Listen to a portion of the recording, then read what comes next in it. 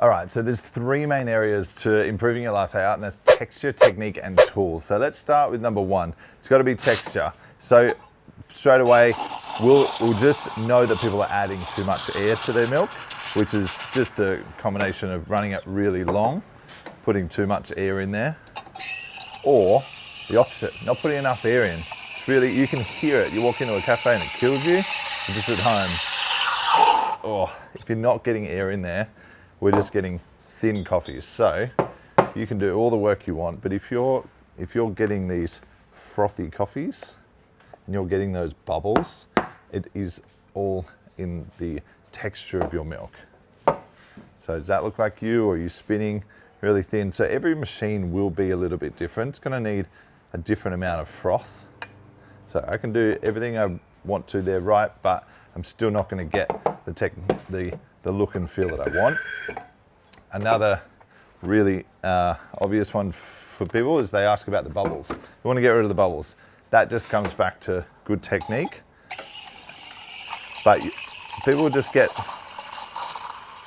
big bubbles for a long time and then heat. If you're letting your milk get too hot, it is really hard to avoid bubbles. So even if I'm spinning, I've got all these nasty bubbles in there. That is a result of being too hot. So I can even try to do latte art, but if it looks anything like that, and those bubbles are there straight away and they're only going to get worse, we want to be thinking about our temperature. Don't run your milk over 65 degrees. If you can, you're practicing latte art, let's go 60 degrees. Get yourself a thermometer. That's just going to knock out a lot of the issues that we're having straight away on temperature, but technique and texture. So we've done lots of different videos on milk texturing techniques and making sure that you're balancing how much air you're putting in. Go back and watch all those videos. We'll put them in the descriptions below. But follow along with this for a second. So basically what I'm trying to do here is making sure I'm getting good movement in the jug. I'm adding small bubbles for a certain amount of time. I need the milk to be constantly moving. And once I've added enough air and I've got my heat, I'm done.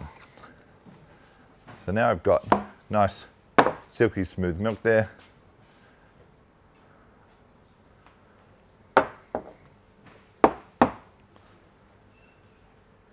So then when we pour, we should get a nice combination of coffee and milk so that when your pattern comes out, we get smooth lines and we're not seeing any of those bubbles. I needed to add a little bit more air into there to get a bit more texture, but you can see the difference between that. What I actually can tell that I did wrong there, because I don't get it right every time, I just didn't put enough air in that. So we just don't have much texture. It's much more like a flat white. I just needed to add air for a little bit longer. That's all that really was. So a lot of the time it's not just, there's a lot of moving parts to it. It's going to be the time that you add air for is going to have an impact on how much froth you actually get.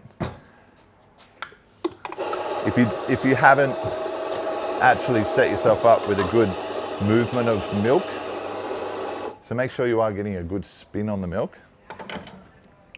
That way you will you'll pop the bubbles. So if you're getting a really bubbly coffee, you need to keep popping those bubbles as you add them. And the only way to do that is to fold them back on themselves. Little pro tip, try to get all your air in at the start of your milk texturing. That way that you'll be able to pop those bubbles as you go on. All right, let's think about the second area, and this has got to be technique. So now we've got our milk texture down. We're going to think about technique, and this is going to be the way that you're pouring your coffee. So nail your milk texturing, get that right. Then we're going to think about the way that we're actually pouring our milk, and there's a few tips here for you. So I'll go back to doing some good kind of milk texturing techniques. So once you've got this down, then we can focus on our technique.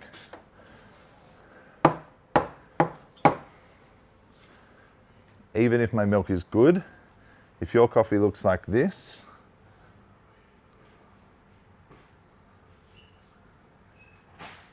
there's a simple way to fix that. We want to think about our height. So once you start practicing latte art, a lot of it is about positioning of the jug. So I'll show you that again and where we're supposed to be.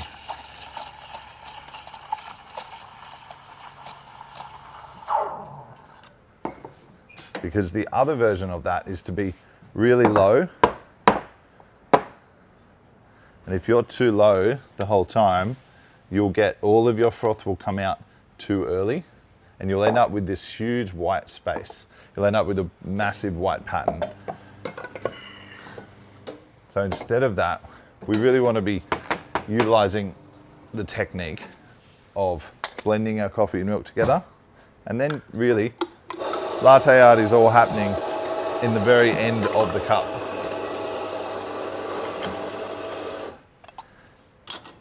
So we've poured too high on this one. This one was that the milk actually couldn't float on the top of the coffee. So there's too much distance. When you're too high above the coffee, you're gonna get the coffee and milk blending. That can be good for what's building your base, and we want that. But if we're actually trying to use good technique, we have to do both high and low, and we have to make sure that our milk is consistent. So we went too high and we just got a blend. Then we went too low and all we got was pattern. So now we're going to think about how close we are to the actual coffee to achieve this. And while I'm at this, we've got to talk about the spout proximity. We're talking about where the actual spout of the jug sits in the cup. As you level the cup, your spout's going to end up back here, whereas I need it to be always in the middle of the cup. So let's put those two things together and fix that for you. So spend your time blending, but then when you want to do your pattern, be as low as you can and aim for the center. Stay down low, now lift up and pull through when you don't want to draw. Think about being down low to draw and up high to blend. That way we get a defined blend moment, and you choose the moment when you want that froth to come out. If you're too high, that froth will just keep blending. If you're too low, you'll get a blob straight on top of that. All right, so now we've fixed our height. We're aiming for the center. Notice that this cup has beautiful symmetry. Utilize the shape of the cup.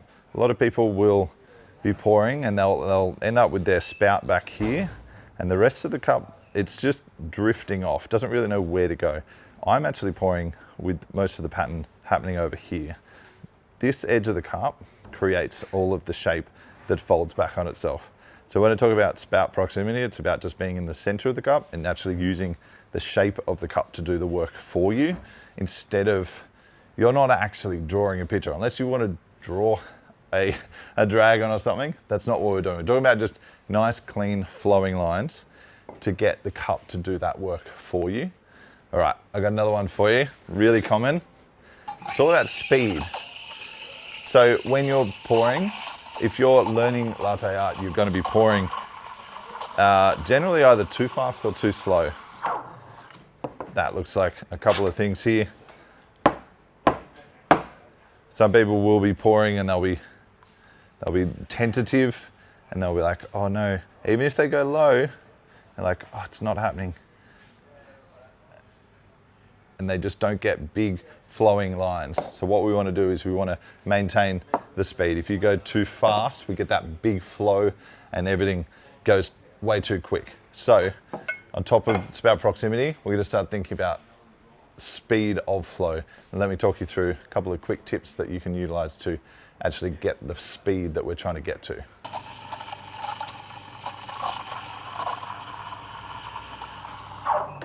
Now going back to simple, beginner, basic latte art practice and technique, timing. So simple little thing, 1, 2, 3, lift, drop. That is simple little timing. It's not a perfect count or anything, but it does help to be able to just get your flow. So if I actually count that, so when It's hard to say it's too fast or too slow without a little bit of a count. Here's a tip. We're gonna go 1, 2, 3, lift, drop. And just stay centered, flow to the middle.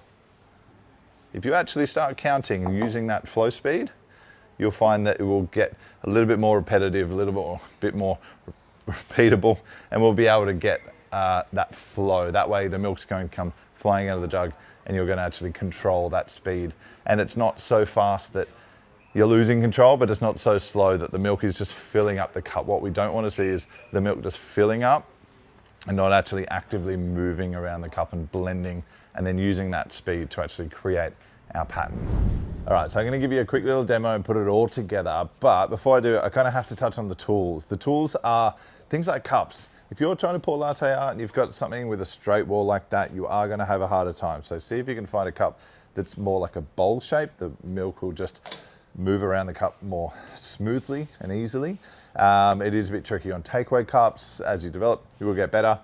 That's definitely something that's helpful to get nice latte art. Milk jugs. Definitely go check out your milk jugs. If you just are using the milk jug that came with your home machine or something, definitely check out whether it's got a sharp spout on it. A wider spout will give you less definition in your pattern.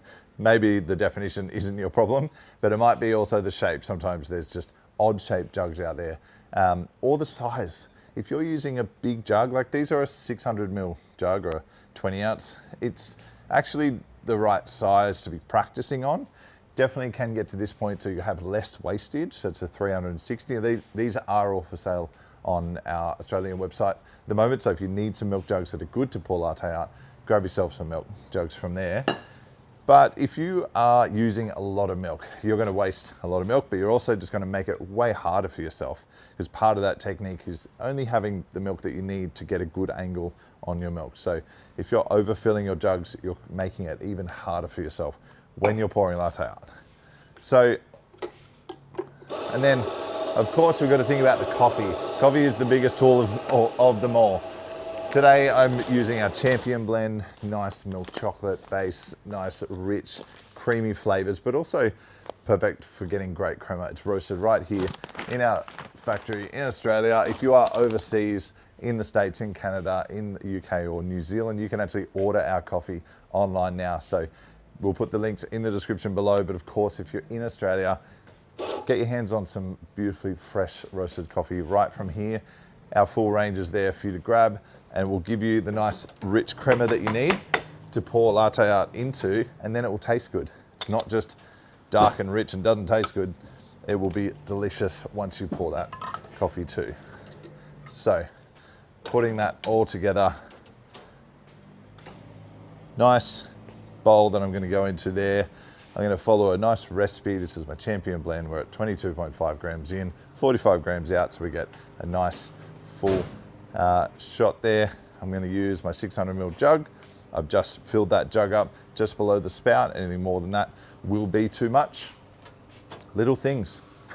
Purge before you steam. If you've got a home machine, you're not using it much, and you don't purge, if you add that water to your jug, it will make your milk harder to spin, and therefore your latte art worse.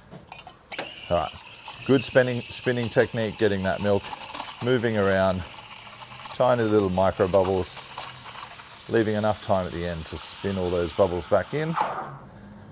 Don't overheat it, don't pull it down too soon. Silly little tip, thing that I see is that as your people turn off the steam and as they're bringing the milk jug, it'll go and it'll actually add air on their way out. So wait till your milk jug is completely steamed, your steam wine is completely off. We'll just let that plane fly overhead while I spin my milk jug, spin my espresso shot. So we've got our shot, spin your shot. We don't need that to be kind of thick and hard to pour through.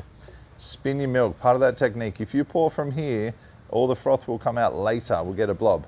Spin as much as you can without it all flying out. Make sure it's well integrated.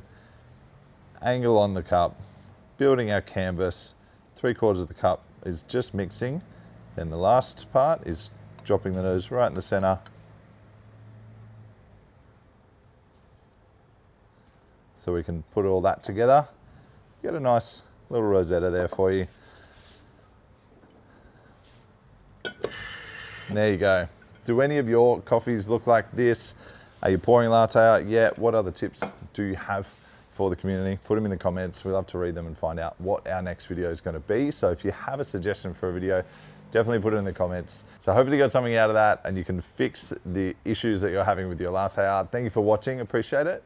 Be sure to check out all the other videos on milk steaming techniques and good latte art as well. So subscribe to the channel if you haven't already. Thanks guys, bye.